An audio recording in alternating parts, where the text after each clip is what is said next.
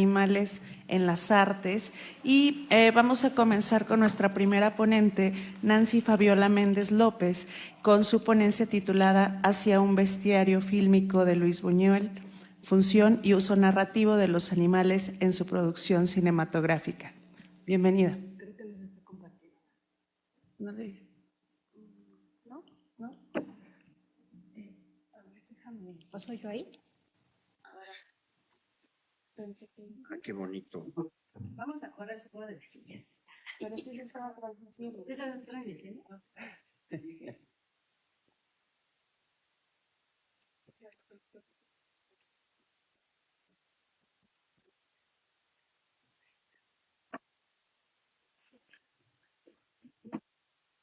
Ahí sí ya está.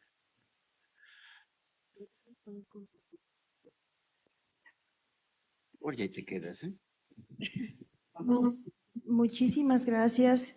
Gracias a las organizadoras de este súper bonito congreso. De verdad me siento muy honrada por que aceptaron mi propuesta, sobre todo porque estoy un poco de conversa, ya que mi primera línea de investigación es la literatura novohispana, entonces ahora soy obsesiva con Buñuel y le quise entrar, entonces les traigo algunas anotaciones.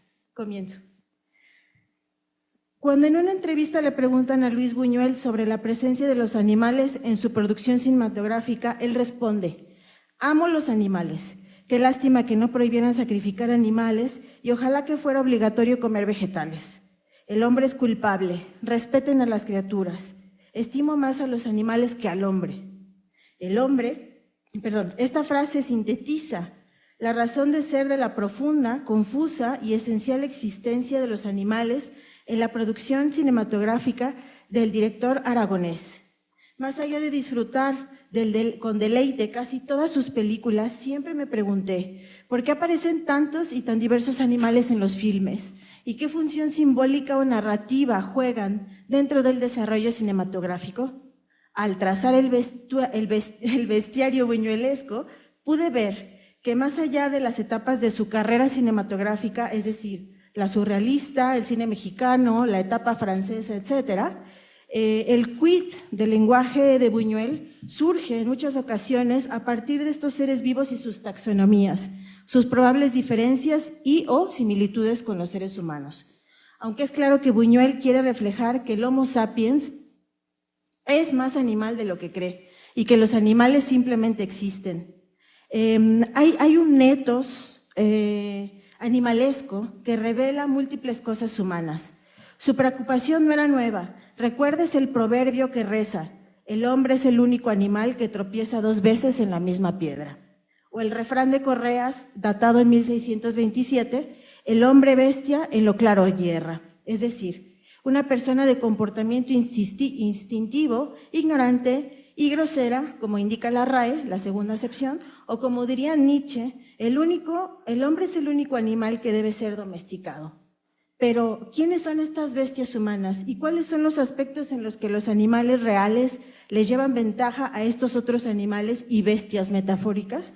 En esta ponencia, además de compartirles algunas generalidades del bestiario buñuelesco, me gustaría trazar 3 vasos comunicantes entre ciertas películas, porque me parece que, como quien sienta las bases de una edificación fuerte y colosal, en los primeros filmes es en donde encontramos esa sustancia obsesiva y animalesca, ¿no?, que se desplaza constantemente en sus creaciones. Los animales que aparecen en las películas de Buñuel cumplen una función efectivamente narrativa y simbólica, ¿no?, pero no en el mismo nivel. Ese ethos animalesco aparece en secuencias en las cuales hay un insecto. No, pero ¿cómo voy a hablar de insectos? Perdón, apareció un insecto en mi hoja, o sea, Buñuel, perdón, gracias. Este ethos animalesco aparece en secuencias en las cuales la presencia del mundo animal se debe a las cualidades del entorno que se está narrando y los animales pueden o no identificarse con los personajes. Por ejemplo, desde la crítica de la religión, recordemos Nazarín, la historia del sacerdote penitente que sin querer redime a sus ovejas y que a causa de tanta crueldad humana termina como el sacerdote de San Manuel Bueno Mártir de Miguel de Unamuno, es decir, sin fe. En ese filme aparece un burro al que están acicalando, probablemente metáfora de esa acción catequística. Además, Andara, la prostituta que asesina a su prima por haberle robado unos botones, una vez escondida en el cuarto del padre, refleja su ignorancia o más bien su curiosidad, preguntando: ¿por qué los ratones que son tan chiquitos son tan miedosos? ¿Y por qué las vacas que son tan grandes son tan brutas? O el mismo padre Nazario que en su penitencia recoge un caracol del suelo, le pone en su mano para verlo y acariciarlo. Otro ejemplo de este primer nivel simbólico lo encontramos en la película El río y la muerte, la terrible historia de dos familias enemigas que se la pasan matándose unos a otros, eso sí, con una regla: el que mata tiene derecho a huir. Si los afectados no lo agarran, logra cruzar el río a nado y pasa un tiempo de penitencia del otro lado, se le perdona la vida. Pues bien, los caballos de la muerte acompañan a asesinos y víctimas en las constantes persecutas. Además de que se refuerza el simbolismo cuando el tata del pueblo, para detener las broncas, quiere venderle un potro retinto a un campesino, pero él se niega ya que tenía planeado comprar con ese dinero una pistola por si se llegara a necesitar. Aquí el caballo es un símil del arma y no solo sirve como compañero en las travesías rurales y de la vida tranquila del campo. Dicho en otras palabras, es claro que los animales forman parte de las narraciones que cuentan una historia desde el campo y que refuerzan ciertos aspectos de los personajes.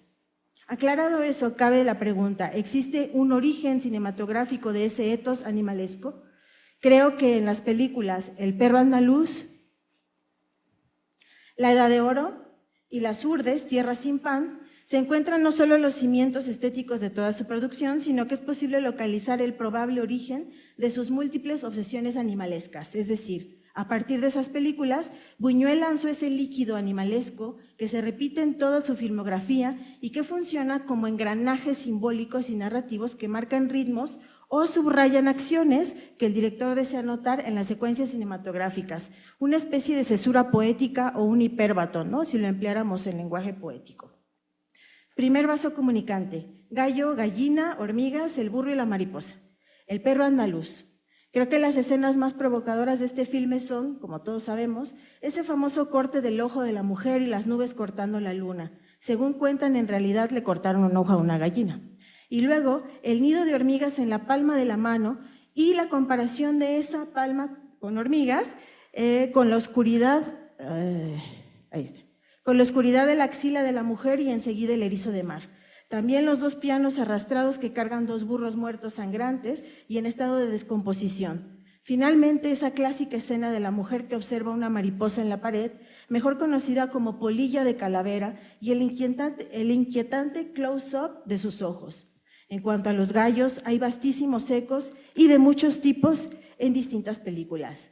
En Las Urdes, por ejemplo, asombra lo que se describe en la primera secuencia del documental grabado en La Alberca, antigua villa feudal. Dice el narrador: en la plaza de la iglesia ocurre una extraña y bárbara fiesta. De una cuerda se cuelgan varios gallos de las patas. Los recién casados deben arrancar las cabezas mientras pasan al galope. El objetivo, que se obtenga la cabeza. Claramente representa múltiples símbolos de complejos sexuales que no vamos a analizar ahora. Fin de cita. Así, se pasea el trofeo por el pueblo y enseguida los habitantes toman vino tinto y obleas. Buñuel comentó acerca de la presencia de dichos animales: los gallos o las gallinas forman parte de muchas visiones que tengo, a veces compulsivas. Es inexplicable, pero el gallo y la gallina son para mí seres de pesadilla.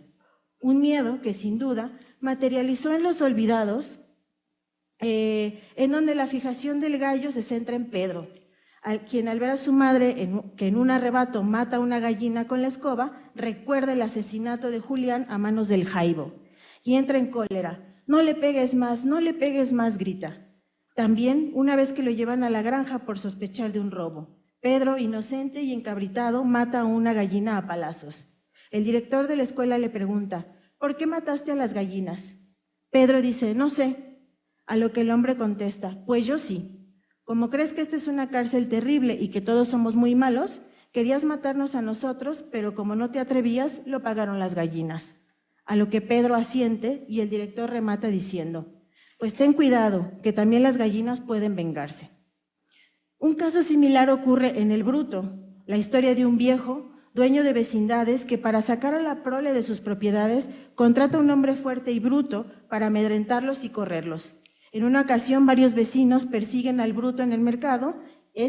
Sagaz, se esconde en un gallinero y para evitar que lo descubran, le tapa el pico a la gallina y la mata. El gallo es, según Cirlot, un símbolo solar, emblema de la vigilancia y de la actividad. En la Edad Media fue un símbolo cristiano de gran importancia y creo que esto se refleja en otros momentos del Bruto, pero por motivos de tiempo ya no lo puedo subrayar. Es interesante cómo Buñuel mismo cura su terror por los gallos dándoles muerte por la mano de personajes inocentes o culpables. Ahora bien, la transfiguración nido de hormigas en mano, vello de la axila y erizo del mar es irracional y surrealista. Las hormigas que salen de un hoyo de la mano se mueven constantemente. El pelo de las axilas puede causar repulsión y finalmente lo punzante del erizo reflejan en conjunto una afefobia, es decir, el miedo a tocar o ser tocado. En cuanto a la mariposa, que también aparece en el diario de una camarera, el artrópodo se relaciona con la muerte y con los malos agüeros. Segundo vaso comunicante. Escorpión, moscas, jirafa. La Edad de Oro. La película comienza con el close-up de un de un escorpión, con la leyenda en francés, cito: el escorpión es una especie de arácnido de distintas partes del mundo. Está compuesto de 5 articulaciones prismáticas. Sus pinzas ahuyentan al enemigo y son instrumentos de agresión e información. La 6ª articulación está reservada para guardar el veneno que inyecta. Es amante de la oscuridad. Fin de cita. No es novedad que en su juventud Buñuel tuvo un fuerte interés enciclopédico por los insectos y animales pequeños. En su libro Mi último suspiro cuenta que consultó hasta el cansancio la edición de 1920 de Las maravillas del instinto de los insectos y ya en la residencia de estudiantes accedió varias veces al Museo de Historia Natural. Así, ese carácter enciclopédico le permitió observar detenidamente y con un lente hiperbólico a dichas criaturas, dando como resultado una estética de lo pequeño que, a mi modo de ver, representa una fascinación nata por la imagen, la forma y, como en el caso del escorpión, lo bello de sus dimensiones. Comenta el director aragonés: lo que más me ha gustado, me sigue gustando y me sigue pareciendo un misterio extraordinario son los insectos. Puedo ver una mosca durante no sé cuánto tiempo. Sin embargo, su fascinación no le quitó lo desfachatado, pues sabía lo que hacía cuando en la Edad de Oro, en la reunión aristocrática, un hombre inmutable aparece con varias moscas paradas en su cara. Para el griego Orapolo, la mosca es un jeroglífico de la desvergüenza, porque aunque se le rechace sin cesar, se presenta de nuevo. Los alumnos le dirían migajera, mosca migajera. Como fuera, lo que nos dice esa escena, ahora sabemos de esa extraña fascinación mosqueril y un par de escenas más en la Edad de Oro, es que la gente aristócrata no se inmuta por la presencia de insectos o animales, les pesa más que se rompa la etiqueta y que se desacomoden las reglas de cortesía. Lo mismo sucede en El Ángel Exterminador, con la presencia de los corderos y el oso en la casa. Cabe mencionar que los corderos pueden entrar y salir de ese espacio irrompible y misterioso, mientras que el oso se encuentra en la escalera de afuera, como pueden ver en la imagen. Me perdí, un momentito. Los corderos pueden entrar y salir de la habitación, ¿no? Una cosa más en esa película, y es un guiño hacia la hipocresía de la gente bien, como le llaman. ¿Recuerdan la mujer que en medio de la barbarie saca unas patas de pollo de su bolsa? Y dice: en la cábala llamamos llaves a aquellos objetos mágicos que pueden abrir las puertas de lo desconocido. Y coloca una pata hacia arriba y otra hacia abajo. En la sabiduría popular, en efecto, se dice que las patas de gallina pueden ser un elemento para protección, amuletos o una maldición. Por ejemplo, solo les dejo el dato, dejar una pata con símbolos o maldiciones escritas o pintada de negro en el suelo frente a la puerta de alguien es una maldición mayor, ¿no? Y bueno, la jirafa, por motivos de tiempo no lo pude desarrollar porque entraña otra complejidad. Es un libro que publicó Buñuel, en el que había acordado con Dalí, si no me recuerdo mal, dibujar una jirafa, ¿no? Pero aquí la vemos como en la Edad de Oro. Es fantástica esa secuencia en la que tira un árbol de Navidad quemándose, después tira un obispo y al final tira la jirafa, ¿no? Tercer y último vaso comunicante, burro y toro, en las Urdes. En ese pueblo las colmenas de las abejas se transportaban en burros a Castilla para su supervivencia. Así, cargados de colmenas, los burros caminan entre despeñaderos. Un día de la grabación, Las Urdes fue un documental, una colmena se cayó del lomo de la bestia y las abejas comenzaron a atacar. Entonces el asno, para esquivar los piquetes, tiró con sus movimientos todas las colmenas. El enjambre abierto liberó las abejas y 1 hora después terminaron por matar al asno. El narrador cuenta que un mes antes de la grabación del documental, un hombre y 11 mulas murieron a causa de las mismas circunstancias. Aunque esta última anécdota no inaugura una obsesión con el animal, me parece fundamental lo surreal que le pudo haber parecido a Buñuel ver esa oscuridad, ¿no? Esa mancha, esa salpicadura de abejas que inundaba la claridad del animal. En cuanto al toro, rápidamente, vemos que en el documental referido hay una escena en la que un toro sale tranquilamente de una humilde casa. Más allá del simbolismo cultural y cuasi religioso del toro en España, Buñuel lo utiliza en otros filmes como motivo de miedo. En Los Olvidados, por ejemplo, no olvidemos cómo empieza la película. Los niños del barrio juegan al toro en la calle. La escena tiene un dramatismo brutal. Uno torea y el otro lo esquiva. Igual que los niños se la pasan toreando su suerte. En otra película, la presencia del toro también se asocia con la niñez.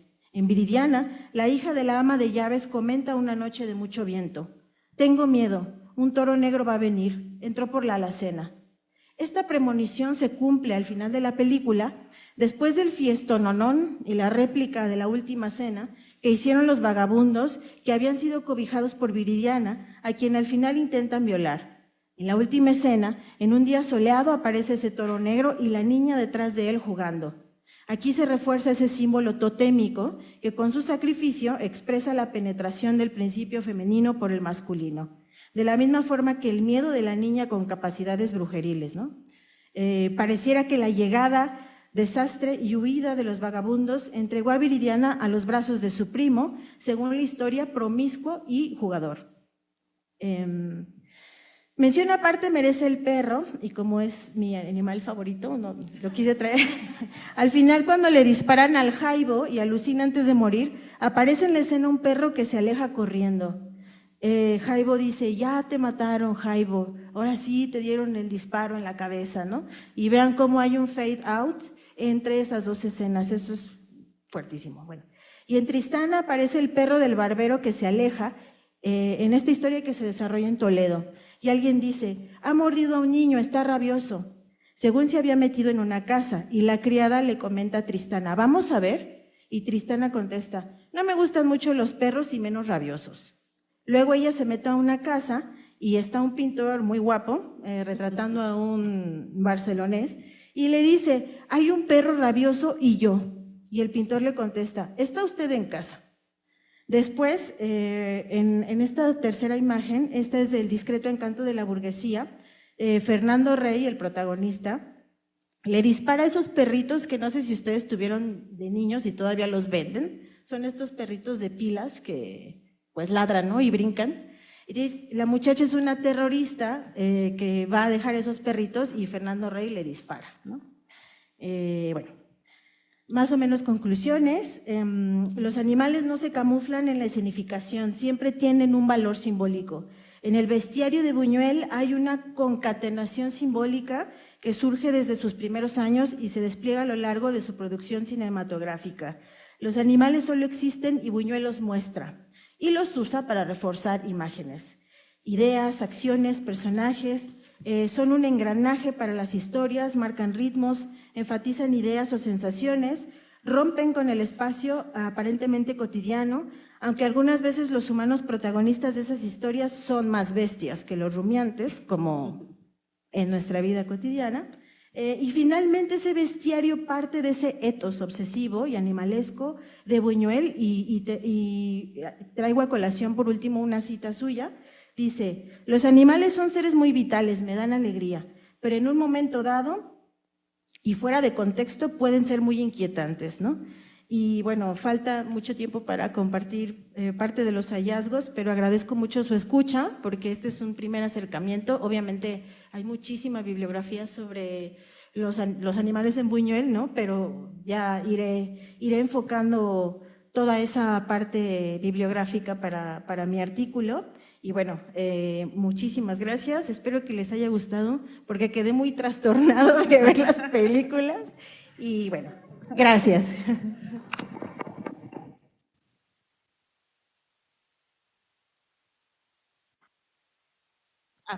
Susana. Muchas gracias por tu lectura y por no llegar tan trastornada el día de hoy. Vamos a dar paso a la comunicación de José Eduardo Cerrato Córdoba del Instituto de Investigaciones Filológicas, titulada El bestiario órfico de la cueva de Heliodoro en Marecha. Muchas gracias. Sí, nada más vamos a ver las imágenes. Sí.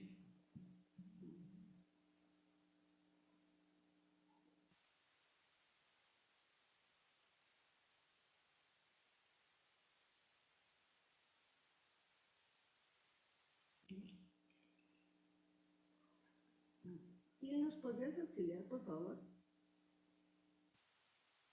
No se ve. No, es que no puedo.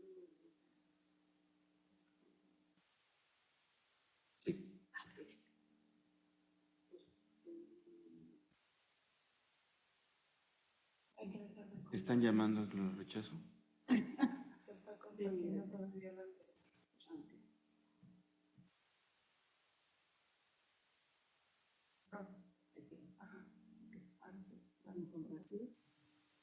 Y creo que ahí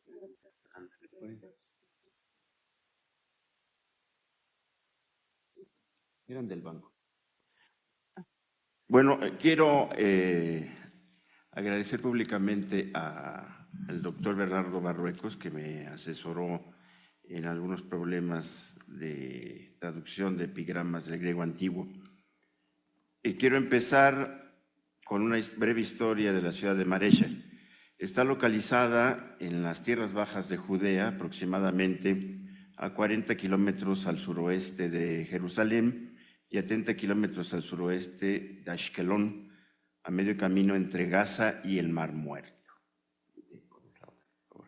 La historia de Marecha es un entrecruce de culturas, lenguas y religiones. La Biblia indica que Marecha fue fortificada por Roboam en el siglo IX a.C. y posteriormente fue escenario de una batalla crucial en la que Asa, rey de Judá, resistió un asalto hitita. Es posible que Marecha fuera también la ciudad natal del profeta Miqueas. Durante el periodo persa, un grupo combinado de edomitas y fenicios se asentó en la ciudad. Marecha es una ciudad labrada en la piedra, como la ciudad de Petra. Sus fundadores excavaron cientos de cuevas en su tierra blanda y caliza, creando un laberinto de cavidades utilizadas para diversos fines: canteras, viviendas, almacenes, cisternas de agua, tumbas y sobre todo los columbarios. Fue una verdadera urbe subterránea. Marecha está dividida en tres partes. La superior es la ciudad de los vivos, y la intermedia es el columbario y la inferior es la ciudad de los muertos. La necrópolis de Marecha también es famosa por los motivos órficos de su decoración, que son reflejo de la multiculturalidad de la ciudad. En ese trabajo hago un breve repaso iconográfico de la simbología animal de los murales de esta necrópolis, que fusiona el helenismo que Alejandro Magno sembró a su paso hacia Oriente con una cultura romana que colonizó la región de Judea y luego se consolidó con el gobierno de la dinastía fundada por Ptolomeo II. La siguiente, por favor. Ptolomeo II Filadelfo inició la revitalización de ciudades con potencial militar y económico. Una fuente importante de su época es el archivo de Zenón, descubierto en Fayum, Egipto, en 1915.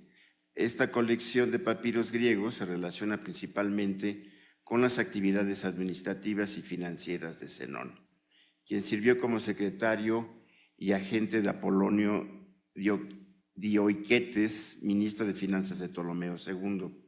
Zenón visitó la región entre los años 259 y 258 a.C. e informó de sus actividades a Apolonio. Marecia es mencionada 3 veces en los libros del cronista judío Flavio Josefo, pero en la forma helenizada, es decir, Marisa, y se describe como una importante ciudad en Idumea y un centro para el comercio de esclavos, aunque una de las actividades más importantes de la ciudad fue la cría de palomas que eran sacrificadas por los sacerdotes en el templo de Salomón. Gracias. Las tumbas excavadas en la roca de Marecia, estos son los columbarios, datan de los siglos III y II a.C., ofrecen información esencial sobre la arquitectura y las costumbres funerarias, así como de la composición multicultural de este centro urbano. Más de 50 tumbas, predominantemente de modelo alejandrino, presentan salas rectangulares con nichos labrados en la roca caliza, dispuestos simétricamente, a menudo a 2 aguas. Por favor.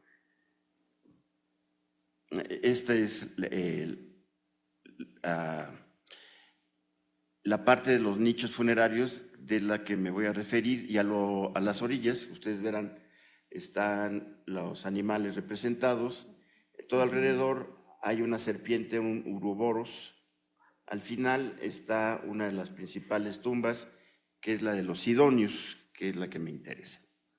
Más de 50 tumbas, predominantemente de modelo alejandrino, presentan salas rectangulares con nichos labrados en la roca, dispuestos simétricamente a menudo de 2 aguas y altos, como pueden ver en los laterales, y a los que acceden mediante pasajes escalonados y sellados con losas.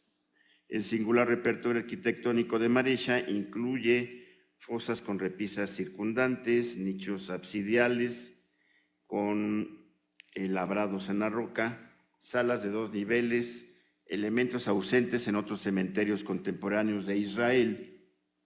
Las tumbas reflejan una cuidadosa planificación facilitada por la piedra tiza blanda local e influida por los prototipos alejandrinos, particularmente en las elaboradas tumbas pintadas, por ejemplo, las tumbas sidonias del sepulcro de los músicos. Es el sepulcro de los músicos. Las inscripciones griegas nombran a los difuntos, a menudo con nombres reales o teofóricos helenísticos, aunque la población estaba compuesta por idumeos, fenicios, árabes y judíos. Este segmento de la élite adoptó nombres y formas culturales griegas, probablemente en consonancia con las normas imperantes en la sociedad urbana helenística. La arquitectura y los nombres reflejan tanto la asimilación como la continuidad de modelos culturales de la dinastía Ptolomea. Las prácticas funerarias implicaban el entierro primario en nichos, aunque más tardíamente con reutilización posterior y osario, lo que indica la presencia judía en el periodo romano. En el siglo III a.C. estallaron las guerras sirias entre los reyes ptolemaicos y los eulícidas, es decir, el ejército del imperio helenístico de Asia Occidental, por el control de Celesiria, en la Quinta Guerra de Siria en 198 a.C. En el año 40 a.C., el Senado romano nombró a Herodes, hijo de Antípatro, un idumeo, rey de Judea, Idumeo y Paralia. Pero el rival Asmodeo de Herodes, Antígono II Matatías, fue declarado rey de Judea con el apoyo de los partos, que habían invadido Judea desde el norte. Según Flavio Josefo, los partos saquearon Jerusalén, y luego se dirigieron al sur y capturaron la importante ciudad de Marecia, que destruyeron por completo. Tras la destrucción y el abandono de Maresha, la capital de la región se trasladó a la cercana aldea de Bet Gubrin, que en arameo significa casa de los hombres. Se suele asumir que en esta aldea comenzó a crecer en el siglo I, ya sea tras la destrucción de Maresha por Juan y Carno o tras la invasión del Imperio Parto, año 40 a.C. Disponemos de poca información arqueológica o histórica sobre Bet Gubrin en sus primeros 100 años. Josefo informa que Vespasiano capturó Idumea en el año 68 después de Cristo y estacionó unidades militares cerca de la aldea llamada Betabris, y sus tropas parecen haber participado en la represión de la revuelta de Bar Kokhba de 132 después de Cristo. Y vamos a ver ahora sí el bestiario, por favor. Bueno, lo que encontramos en la entrada, sí, primero está el Cerbero y luego esta cita, que es una invocación del inframundo. Un muerto se dirige a su amada, esa es la traducción literal, pero en la siguiente traducción, gracias, se puede ver ya el diálogo del que me ayudó Bernardo a establecerlo. El muerto le comunica a su amada que ya está con otra, la muerte. La amada le dice que qué bueno que dejó en prenda un manto para recordarlo. Y es el inicio simbólico de la entrada al inframundo. Por favor. Este es el bestiario. Arriba está la serpiente. Abajo, del lado derecho, hay una escena de cacería, luego el león, luego un toro. Luego, una cosa muy, muy curiosa, tú que mencionabas las jirafas, pero de acuerdo, y es lo que vamos a ver de las iconografías, de acuerdo a la etimología, y a que yo creo que el autor no conocía una jirafa en su vida, lo había visto, no tenían un parque estrella en Maresha, es el camelopardis, que es una mezcla de el camello con las manchas de un leopardo, que de hecho es la etimología. Y en el mural de la necrópolis, por una confusión etimológica, se combinan las anatomías del camello con la del leopardo, pero es realmente lo que quería hacer el autor. Por eso, afortunadamente, le pusieron los nombres. Son como los malos dibujantes que no... es decir, el león no es como lo pintan, es básicamente no lo que pensaba el pintor, pero lo que quería representar era una jirafa. Ahora, en cuanto a las fuentes iconográficas, hay fuentes escritas. Una de ellas que podemos identificar es la de la obra del historiador y médico Tesias en su obra Índica. La siguiente, por favor. Muchas gracias. Ahí vemos un elefante, un rinoceronte, que recuerdan mucho los dibujos del Principito, ¿no? Una gacela y un pegaso. Pero también, sí, gracias. Están en este orden de desfile, por favor, y hay esta es muy curiosa, y yo noto ahí cierta referencia mexicana. Está un pez, un hipopótamo, que describía Tesias en su viaje a la India, que no llegó a la India, pero tenía ganas de llegar, que comparó el rinoceronte con un asno salvaje del tamaño de un caballo con un cuerno en la frente. Bueno, vamos a ver. Este cuerno es blanco en la base, rojo en la punta y negro en medio. Y el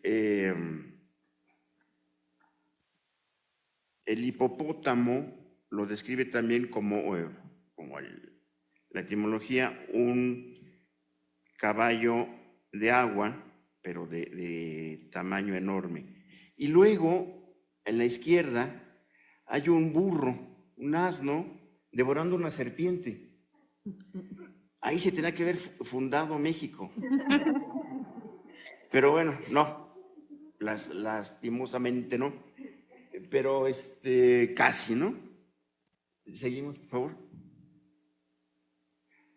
Los bestiarios órficos son recurrentes en varias obras gráficas y hay como un modelo a seguir que encontramos en Marescia. Por favor, la siguiente.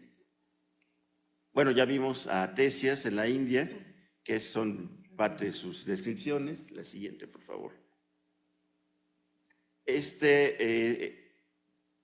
Bestiario tiene sus orígenes en las representaciones órficas de todo el Mediterráneo y más o menos encontramos el mismo repertorio: el águila, el león,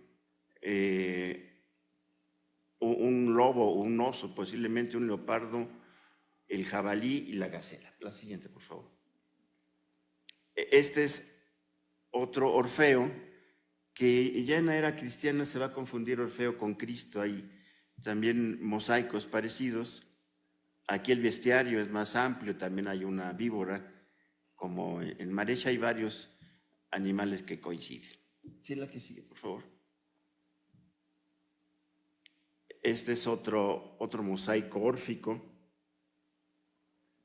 La siguiente, por favor. Bueno, y aquí es muy curioso, está el rinoceronte, que se describe como Cetias, un caballo con un cuerno, un puercoespín,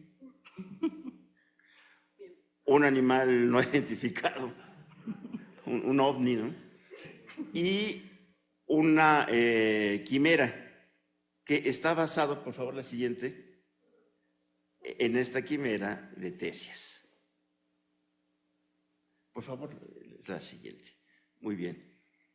Bueno, este es el desfile de animales y con el uroboros.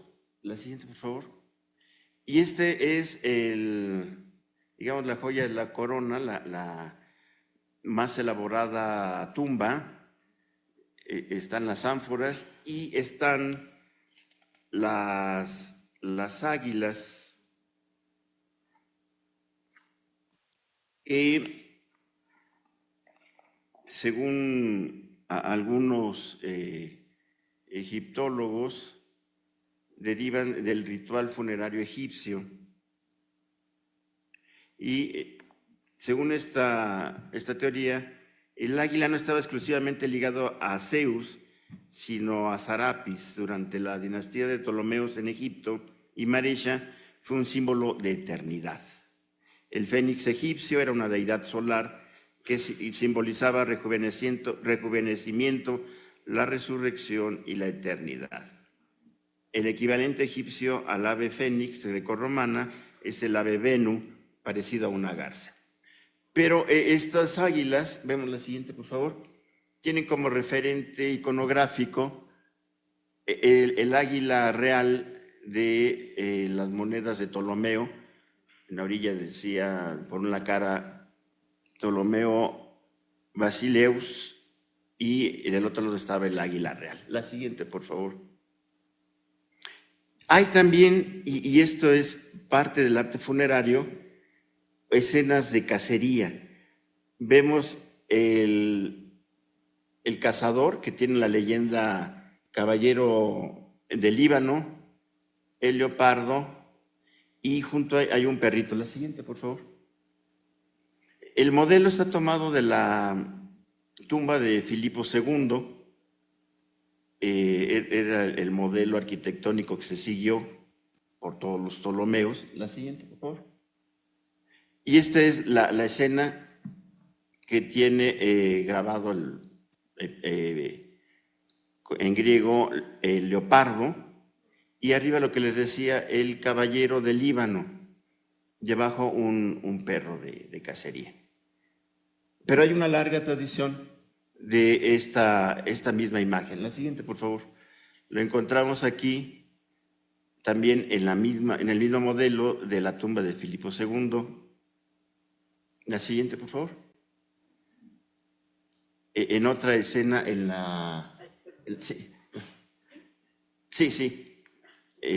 escenas romanas también. Aquí ya más parecido a la misma cacería de leopardo.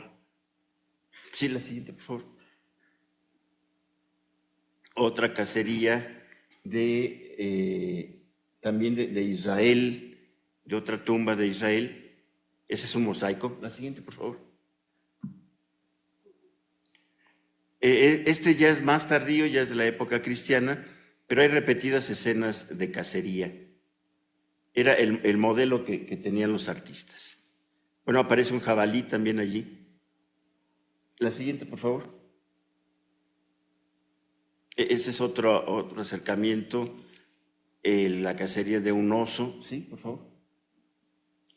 Y aquí me quiero demorar un poquito, es el mosaico de animales del Nilo de Palestrina, Italia. Es un mosaico de 5 metros de ancho por 4.31 de alto. El mosaico, con un marco en forma de arco, identifica la ubicación original con un piso en un ábside de una gruta. Muestra representaciones detalladas de los griegos ptolomeos. Aquí no se alcanza a ver, lo vamos a ver más adelante con algunos detalles. Algunos, griegos ptolomeos, etíopes negros en escenas de caza y diversos animales del Nilo. Es la más antigua de las representaciones romanas de escenas del Nilo, de las cuales varias obras han sido similares a las encontradas en Pompeya. Existe cierto consenso en cuanto al fechado de la obra. Meibon sugiere una fecha poco antes de la época de Sila, 100 años antes de Cristo, y considera el mosaico una evidencia temprana diseminada de cultos de egipcios en Italia, donde Isis fue sincretizada con Fortuna. Se cree que la moda por las cenas del Nilo fue llevada a Roma por Demetrio el topógrafo, un artista griego del Egipto ptolomeico del año 165 a.C. La siguiente, y vamos a ver los detalles que parece ser que también inspiraron a los artistas de Marescia. Ahí está la representación del rinoceronte y casi todas son escenas de cacería. La siguiente, por favor. Este es más extraño, parece que hay un mono en la parte de arriba en el árbol y un animal que tiene hocico de cocodrilo. La siguiente, por favor. Y este es la cacería del cocodrilo, como lo vemos claramente en griego, por unos cazadores egipcios. La siguiente, por favor. Ahí está otra representación, el hipopótamo y el cocodrilo. Y creo que hay otra más. Sí. Que también, según algunos arqueólogos, y ya es la última. Bueno, ya la última, con la siguiente, por favor. Según algunos arqueólogos, las representaciones de las vidas cotidianas era parte fundamental del arte funerario egipcio, que fue tomado por griegos y romanos. Para concluir, los hallazgos arquitectónicos de las tumbas de la Marescia helenística, que albergan los restos de personas de diversos grupos étnicos que componían la sociedad local de aquella época, sugieren una clara influencia arquitectónica en las tumbas de la Jerusalén judía de finales del periodo del Segundo Templo. Es muy probable que las principales influencias en este sentido incluyeran a los miembros de habla aramea y griega de las comunidades idumeas de la Cefelá de Judea y de Marescia, antes de la conquista asmonea. Tras la conquista, algunos de ellos se convirtieron al judaísmo, se integraron al pueblo judío y ocuparon altos cargos administrativos y militares en el reino asmoneo y posteriormente bajo el dominio romano. Sus mosaicos son testimonio del mestizaje religioso de estas naciones. Muchas gracias.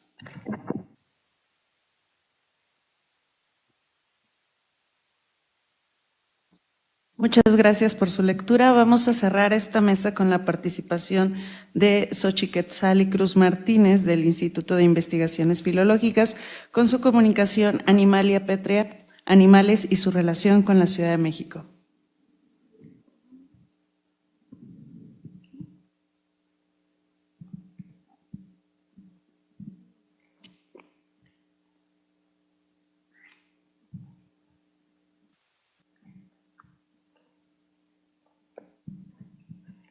Bueno, muchas gracias a todos por estar en esta fiesta animalesca que es cada 2 años.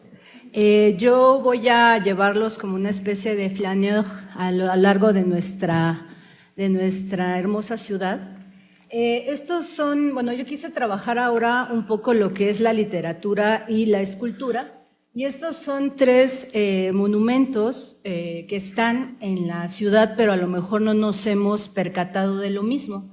Entonces, bueno, me pareció muy interesante trabajarlo porque a veces están, digamos que tienen un significado muy interesante porque la ciudad, como diría Borges, es un espacio que no solo son construcciones o ladrillos, sino también son las personas que viven en ella, ¿no? Tenemos una ciudad que tiene muchísimos años y que, pues, como recordamos, estuvo en Tenochtitlán, era una ciudad lacustre, y posteriormente, pues bueno, fue evolucionando y se fue creando sobre esta ciudad originaria, pues se va construyendo la ciudad española, ¿no?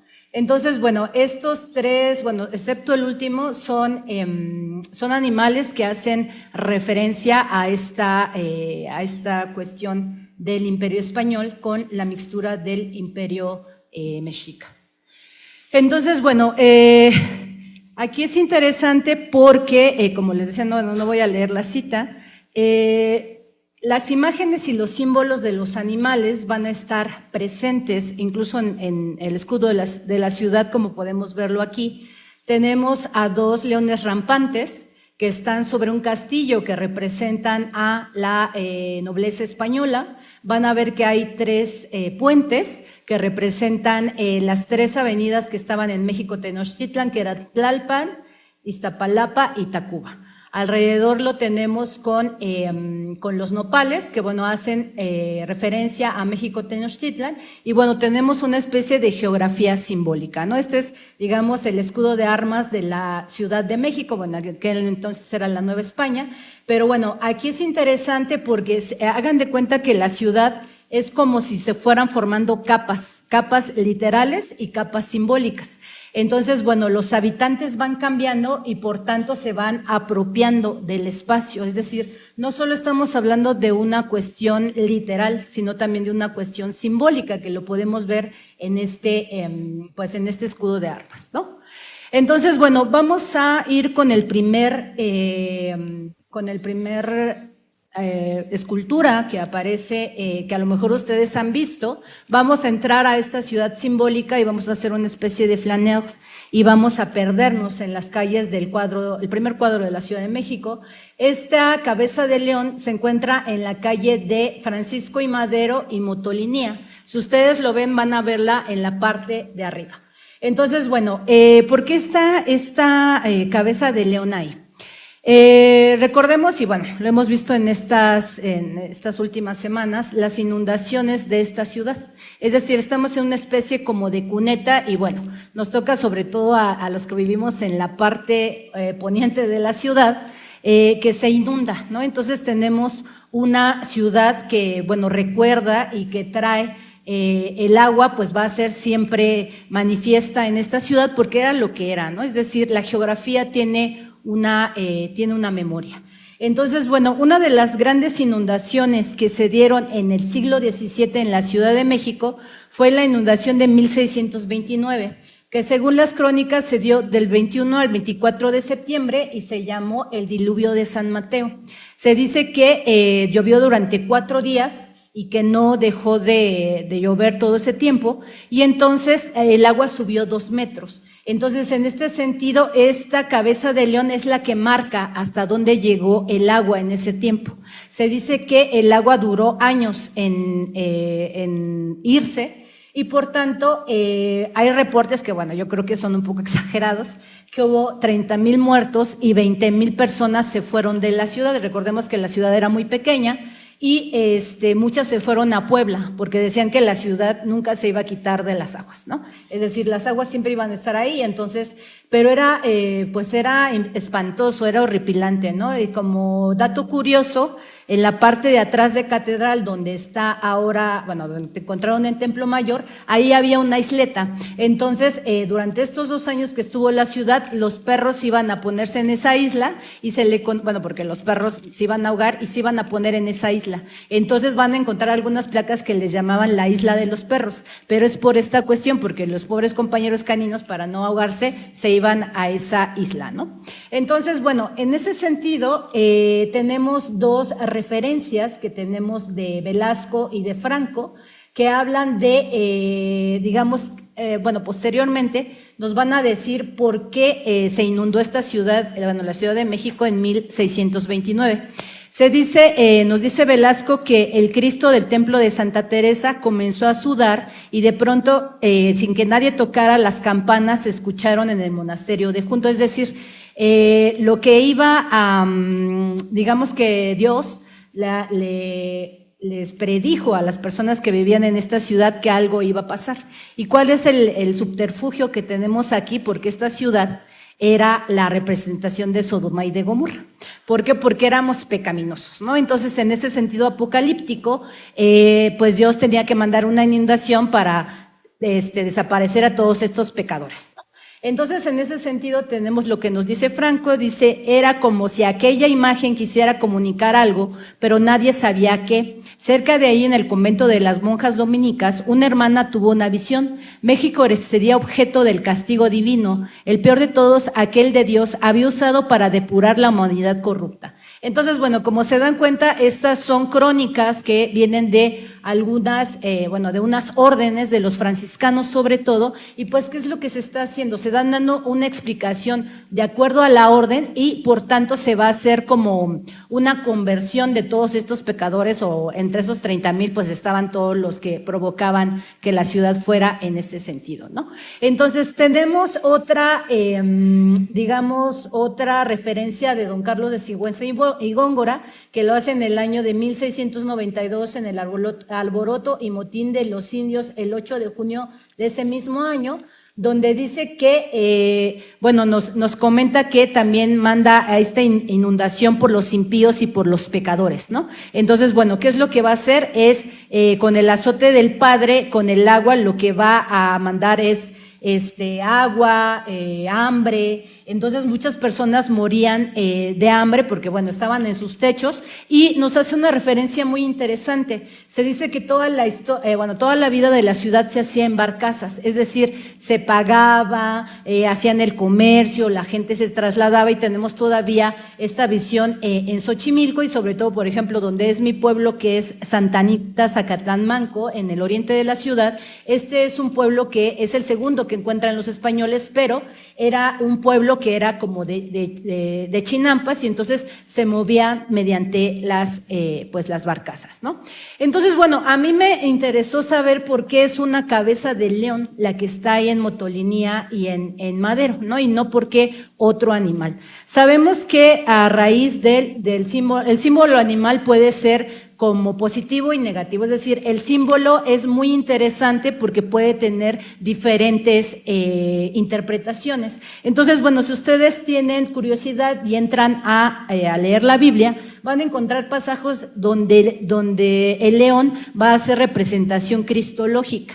Y hay otras donde, como por ejemplo aquí, aparece el león como una representación del demonio. Este viene en Pedro 5:8 y dice en el 8 y 9, sed soberbios y velad, porque vuestro adversario, el diablo, como león rugiente, anda alrededor buscando a quien devorar, el cual resistid firmes en la fe, sabiendo que los mismos padecimientos se van cumpliendo en vuestros hermanos en todo el mundo. Entonces, bueno, es una interpretación. Yo no creo que sea casualidad que sea la cabeza de un león. Si estamos en una sociedad, en una ciudad pecadora para el siglo XVII, que se desaparece como Sodoma y Gomorra, yo creo que estaba este imaginario en los que colocaron esta cabeza, ¿no?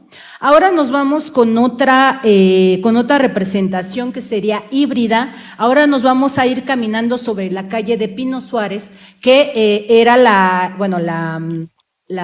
calzada de Iztapalapa, y vamos a llegar a lo que va a ser el Palacio de los Condes de Santiago de Calimaya. Ustedes lo han de conocer como el Museo de la Ciudad de México. Ahí hay muchas representaciones animales, la más famosa, y que bueno, ya no traté aquí porque es se ha tratado mucho en los estudios. Vamos a tener en la esquina la cabeza de una serpiente. Entonces, tenemos este palacio español y abajo la cabeza de serpiente. Tiene muchas representaciones. Los antropólogos dicen que es que México, Tenochtitlan, todavía sobrevive, y los hispanistas dicen que no, que es la fuerza del imperio sobre la sociedad mexicana, pero bueno, es una hibridación al fin y al cabo. Entonces, bueno, ya entrando a esta casa, ustedes van a ver muchos animales. En las escaleras vamos a tener unos leones que son como achinados en las escaleras, digamos, a los lados. Y vamos a tener esta fuente, que es muy interesante porque, si pueden ver, es una sirena, pero que es de cola bífida y que está tocando la guitarra. Y entonces, bueno, este palacio sobre todo es muy interesante porque, bueno, cuando ya se da la conquista, este solar va a pertenecer a la prima hermana de Hernán Cortés. Entonces, se casa con él un señor que se llama Altamirano. Y entonces, ya se vuelve de Cortés su mano derecha y su consejero, y también su albacea, porque donde le dieron el solar era muy cercano a la plancha, pero no tanto. Y entonces, posteriormente, ya en 1616, Felipe III le da a Altamirano, Juan Gutiérrez de Altamirano le da el título nobiliario de Conde de Santiago de Calimaya. Entonces vemos cómo estos animales pues tienen que ver tanto con el pasado lacustre de la ciudad como con estos títulos nobiliarios, es decir, en la heráldica y todo esto hay ciertos animales que aparecen. Recordemos, por ejemplo, el escudo de armas de los Lusignan, que tiene a Melusina. O sea, no tiene nada de extraño que aparezcan estos animales. ¿Por qué? Porque va a ser el poderío, ¿no? Entonces van a demostrar a través de, simbólicamente, de estos animales híbridos, pues como todo este poder que tenían, ¿no? Entonces, bueno, esta fuente está en el patio, ustedes entran al lado derecho, y como podemos ver es esta sirena bífida atrás tiene una venera, ¿no? Entonces, bueno, lo interesante es que esta fuente no se puso desde que se construyó el palacio.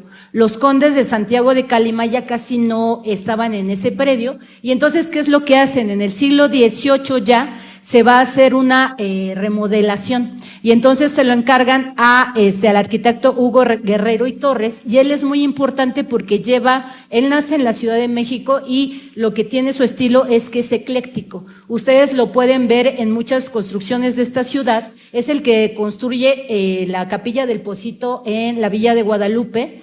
También, lo que él va a hacer es abigarrar, pero van a aparecer muchos animales también. Entonces, bueno, esta fuente sobre todo se hace en esa renovación, es decir, está como este imaginario, pero es hasta el siglo XVIII donde aparece esta fuente.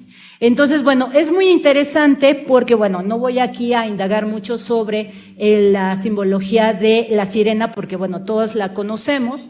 Primero eran, bueno, nos remite al pasaje de la Odisea, donde pues están estas mujeres y bueno, están cantando y bueno, atrapan bueno, hacen que todo naufrague. Pero bueno, recordemos que las sirenas primero eran mujeres con la mitad de pájaro. Entonces, bueno, luego va evolucionando a la mujer que va a tener la cola de pescado. Entonces, bueno, a lo que me interesa, digamos, sugerir o bueno, recordar, es que las sirenas van a ser mujeres que van a tener digamos, como se van a ligar mucho con la música. Y con su canto, ¿por qué? Porque este canto va a ser como una mentira, es decir, van a traer a los marineros a través de su canto y los van a perder. ¿Por qué? Porque van a representar la voluptas, es decir, digamos que el amor, la seducción, pero en un sentido que te va a defenestrar. Entonces, en este sentido, como les pongo aquí esta pequeña cita, la sirena en el cristianismo primitivo, en el cristianismo simbolizaba las tentaciones que nos rodean, comparables a un anillo de hechiceros que nos atraen y nos desvían del camino correcto, inspirado en la mitología griega, donde las sirenas seducían con un canto para llevar a la destrucción del término y alude al peligro de la herejía y la traición. Entonces, bueno, vamos a tener el engaño. Entonces, ¿qué tiene que ver con la fuente de los condes de Santiago de Calimaya? Este era un motivo que estaba y que está presente en muchos de los edificios de la época, pero bueno, esta es una anécdota muy bonita. El día que fui a tomar las fotografías para esta ponencia, los que cuidan se saben la historia. Entonces, bueno, o ellos cuentan que esta fuente es la hija de los condes de Santiago de Calimaya. Y entonces ella era muy bonita, pero ¿cuál fue su pecado? Que se enamoró de uno de los caballerangos. Entonces sus padres se enojan y entonces lo que hacen es que, bueno, corren a este chico, él se va y entonces ella comienza a enfermarse de melancolía.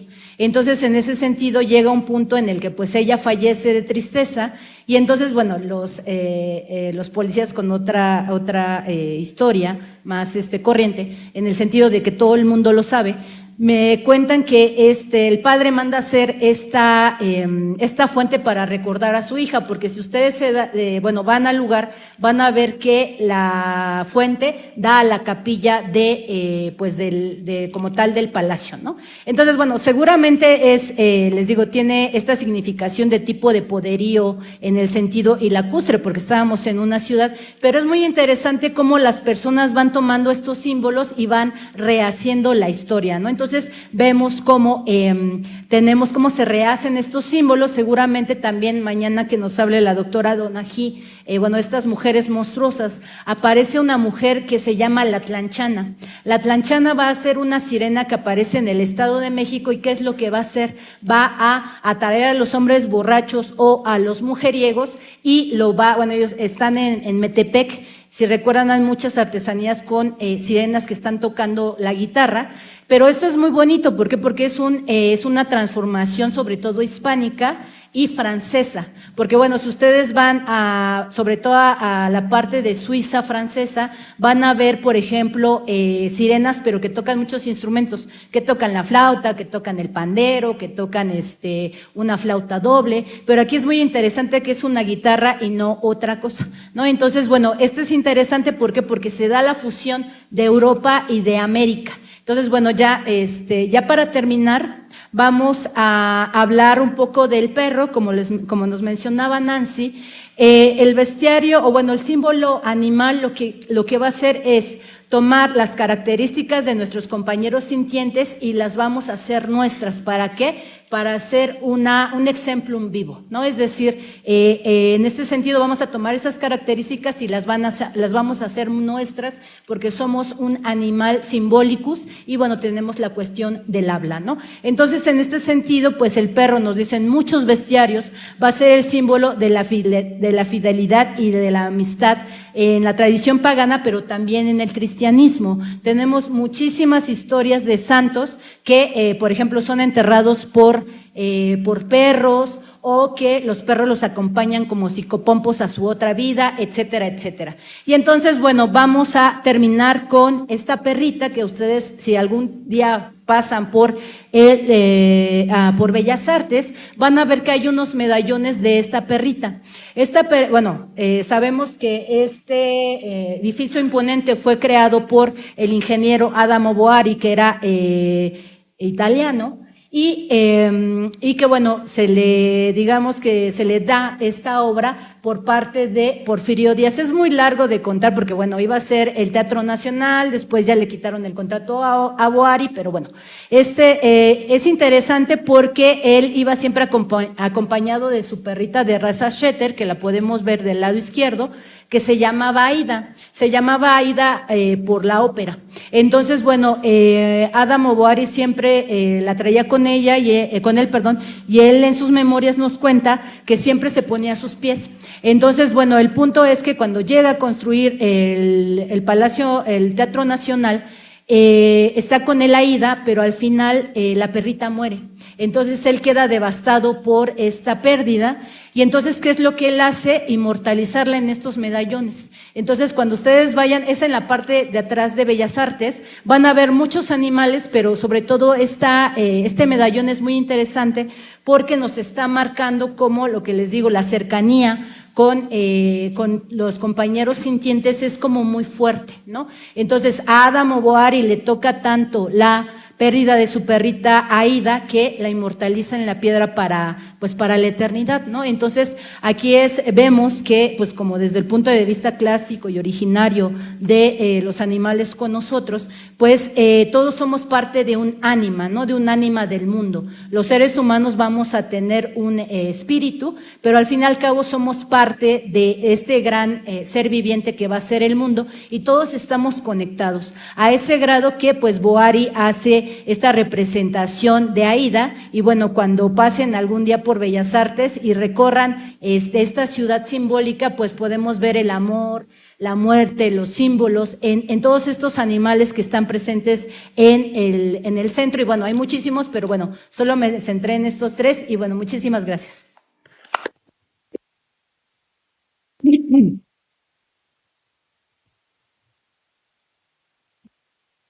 Muchas gracias, Xochitl.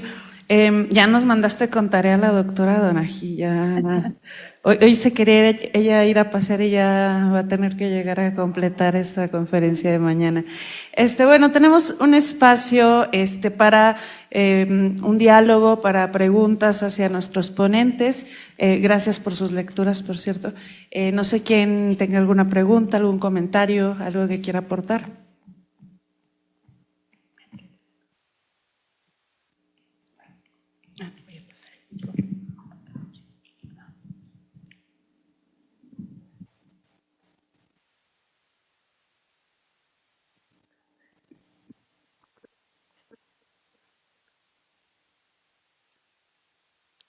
Bueno, yo quisiera preguntar sobre Maresha.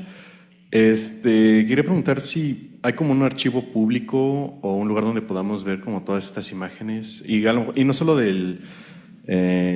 sobre los motivos órficos en esa necrópolis, sino en general en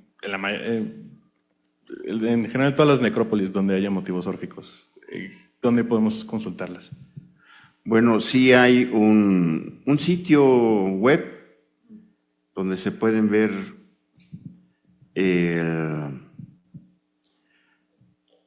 todas las excavaciones que han hecho. Por desgracia está muy cerca de la zona de guerra, entonces, bueno, visitarlo es imposible. Ha estado cerrado Bet Gobrin durante todos estos últimos 2 años, y hay varios estudios antropológicos también en revistas de arqueología judía y algunos libros que se han dedicado para estudiar toda la ciudad. Particularmente los arqueólogos se han saltado a la torera la investigación del bestiario y de la iconografía. pero hay libros inclusive desde 1909 y se pueden consultar en la biblioteca de la UNESCO, la virtual. Desde 1909 se empezaron a hacer estudios de la cerámica, de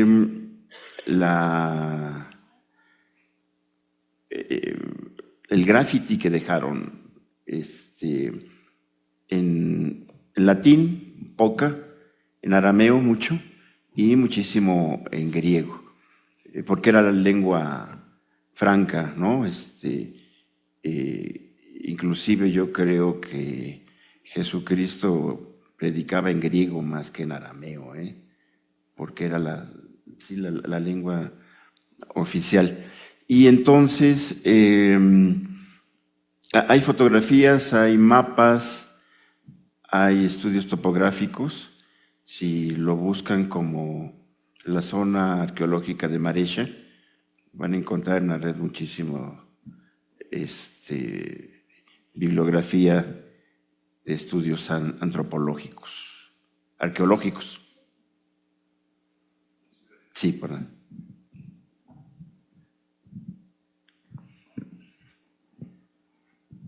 Hola, muchas felicidades a la mesa y mi pregunta es para Nancy.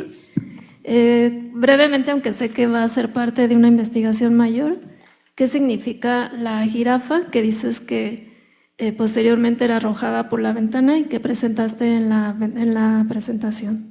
Sí, muchas gracias, Marcela.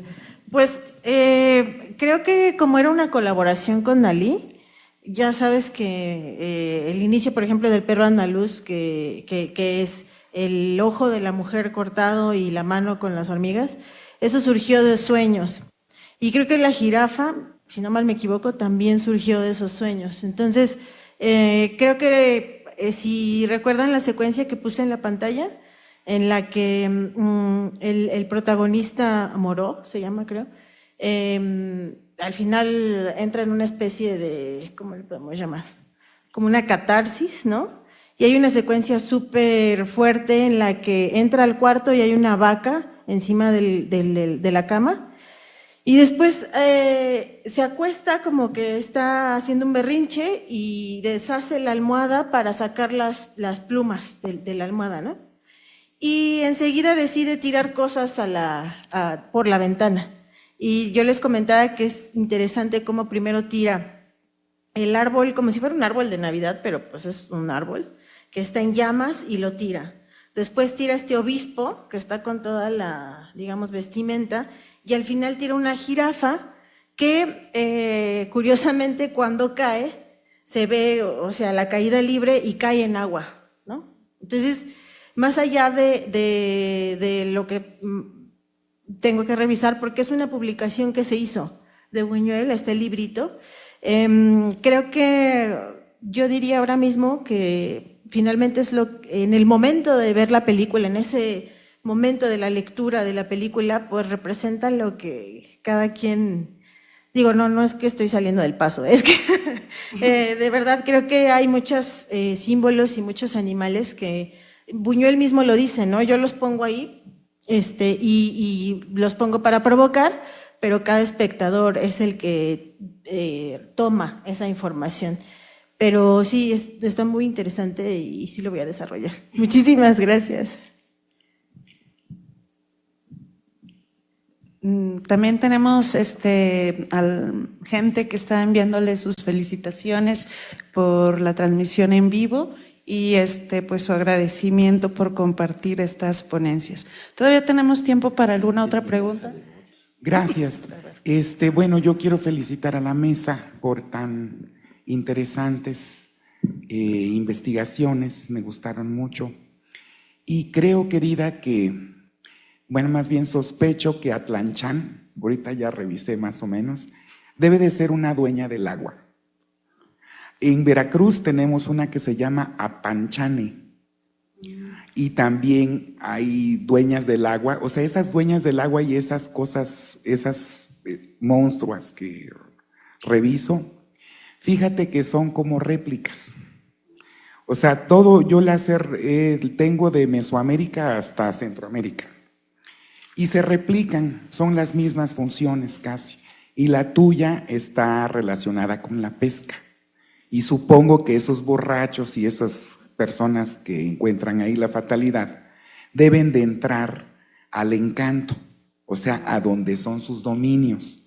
Entonces, si andas pescando ahí, en veda y andas ahí haciendo cosas ilícitas, por no hablar de otras cosas, ¿verdad? Pues te agarra, o sea, te somete, te ahoga, supongo que los ahoga. Entonces, bueno, estas entidades están hasta donde me consta, del altiplano hasta Centroamérica y son réplicas, o sea, replican su función.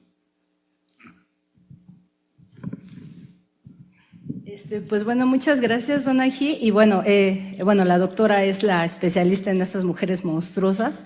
Entonces, pero bueno, seguramente tienes razón, ha de ser como estas seres, estos como les llaman dueños como de ecocrítica, ¿no? Es decir, son como esta especie de monstruo, bueno, no son monstruos, son en el sentido de mostrar, ¿no? Son como estos como dueños del cerro o dueños del agua, y entonces que aparecen como para equilibrar, digamos, el hábitat, ¿no?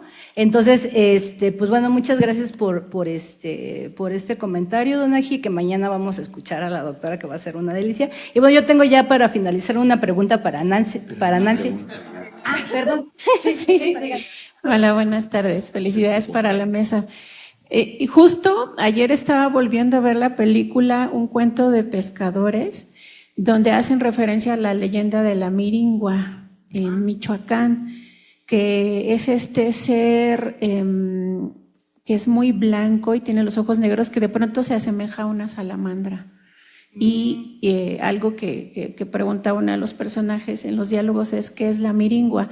Y alguien dice, la Miringua es el encanto. Entonces ella hace que los hombres entren en trance para posteriormente ahogarlos, y estos hombres pues son pescadores. Entonces creo que es bastante interesante la similitud que puede existir entre estos personajes sobrenaturales. Sí, porque de hecho, no voy a hacer spoiler de la ponencia de la doctora, pero aparecen muchas, ¿no? Está la Xistabay en Yucatán, está, mi familia es originaria de Oaxaca, y hay una mujer que se llama María Sánchez, pero ella es como muy interesante porque cuando los hombres se la encuentran en los, digamos que en las encrucijadas de los caminos, yacen con ella y les cambia el sexo, es decir, los vuelve de hombres a mujeres. Entonces, esta historia me parece, me toca literalmente en un sentido familiar, porque uno de mis tíos se salvó. Entonces, la muchacha le habla, pero él no se baja del caballo y le dice, no, yo me voy, ¿no? Pero bueno, en el pueblo de mi madre, ahí siempre había un señor que estaba ahí sentado, y yo pasaba y siempre lo veía, ¿no? Entonces uno de mis primos me dice, no, es que ya era un señor mayor, se supone que tú te la tienes que volver a encontrar, pero no sabes dónde. Entonces, dicen para que te regreses tu miembro, ¿no? Entonces, al final, es muy interesante porque son estas mujeres que son como mujeres castradoras, ¿no? Entonces, en este sentido, pues ese pobre señor ya pasaron los años y ya después no lo vi. Entonces, es lo que yo le digo a las personas, que sea cierto o no, eso no es importante. Yo sí creo, porque me pasan cosas muy extrañas, pero son como estos genios que nos están diciendo en la literatura oral, no te vayas por ahí porque te puede pasar, ¿no? Entonces, es mucho más sencillo que tú hagas caso de que te dicen, se te va a aparecer la Miringua, la Tlanchana, o etcétera, o María Sánchez, a que te digan, por andar de borracho te vas a defenestrar, ¿no? Entonces, nos toca una parte muy sensible del miedo. Entonces, por eso es muy interesante, porque es este símbolo que va mutando en diferentes advocaciones. Pero bueno, eso ya platicaremos el día de mañana. Y yo le quería hacer ya para finalizar si es que no hay otra pregunta, si hay otra ahí, por favor, ya no voy a finalizar. Nada más rápidamente, felicitar a los expositores, lo han hecho estupendo, nos han transmitido su pasión. Para el doctor Cerrato, me encantó todo lo que nos mostró y la imagen del pez en la necrópolis. Se me hizo súper interesante y me recordó que va a ser un emblema muy importante en el cristianismo, ¿no? La propia palabra en griego iktis encierra la relación con Dios, Cristo Salvador, ¿no? Incluso por ahí en algunas placas de algunos coches vemos el pececito, ¿no? Y lo felicito mucho por su ponencia. Y con Xóchitl, me interesaría saber si tu investigación in situ, te dijeron por qué tiene la doble cola esta sirena. Muchas felicidades. Gracias. Bueno, ese es un rastreo que se hace desde la época, bueno, tú eres clasicista, Caro, sabrás más que yo, pero bueno, lo que yo pude como buscar para la iconografía, pues bueno, daría para muchas cosas, pero cuando se da el salto de mujer pájaro a mujer sirena, aparecen como muchas sirenas con muchas colas. O sea, con 3, con 2 o con una sola cola. Entonces, bueno, vamos avanzando y en las representaciones de las iglesias románicas ya aparecen tritones, pero que tienen 2 piernas. Entonces luego se da el brinco, sobre todo en los capiteles, ya no puse esas imágenes, de sirenas que tienen como 2 piernas, pero asemejando a los tritones. Pero simbólicamente también algunos estudiosos del bestiario dicen que puede representar a una mujer que tiene, bueno, va a sonar muy pornográfico lo que voy a decir, pero que tienen las piernas levantadas y que bueno, como que son seductoras, pero bueno, las sirenas no tienen como tal sexo. Entonces pueden representar como, por un lado, la virginidad, porque pues bueno, no pueden, digamos, yacer con un hombre, pero por otro lado también pueden representar esta voluptas, porque es lo que no puedes, como lo que no puedes alcanzar, ¿no? Es decir, es como esta... como algo que te llama, como estas mujeres que hablábamos, pero que nunca tienes. Entonces siempre te pierdes, ¿no? Y generalmente siempre son los varones. Ignoro si también se les aparecen a las mujeres, pero es bueno, viene como esa iconografía es desde el 12 al 15, donde aparece, y bueno, tenemos ahora esta contemporaneidad, pues la marca de una cadena de mal café, que no voy a decir aquí, que es una sirena doble, ¿no? Entonces, es interesante porque este símbolo se va como reciclando, resignificando, ¿no? Pero bueno, tengo ahí unos artículos que creo podían pasarte. Muchas gracias, Carolina. Bueno, ya cualquier otra duda la vamos a platicar por aquí justamente en el receso que tenemos ahora para la comida, y las invito a que regresemos a las 4, tanto aquí como los que nos acompañan en línea, con una mesa sobrenatural. Entonces se va a poner intenso esto. Yo creo que esto de que nos hayan estado apagando las luces tiene que ver es un presagio, porque vamos a estar hablando de brujas, de reencarnación, de fantasmas y de nahuales. Entonces nos vemos por aquí a las 4 y muchas gracias a los ponentes de esta mesa.